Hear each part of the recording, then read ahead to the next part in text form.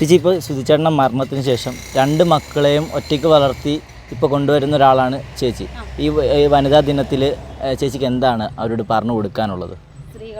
സ്ത്രീകളോടും വനിതകൾ എന്ന് പറഞ്ഞാൽ അമ്മയാണ്. വനിത അല്ലെങ്കിൽ സ്ത്രീ അമ്മയാണ് അല്ലേ. നമുക്ക് അമ്മ എന്ന് പറയുന്ന ഒരു സത്യം നമ്മുടെ ലൈഫിൽ ഏറ്റവും വലിയ വിളക്കാണ്.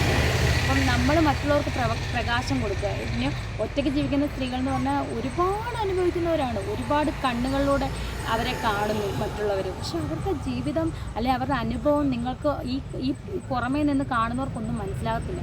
സത്യം പറഞ്ഞാൽ നിങ്ങൾ സ്ത്രീകളെ ബഹുമാനിക്കുക.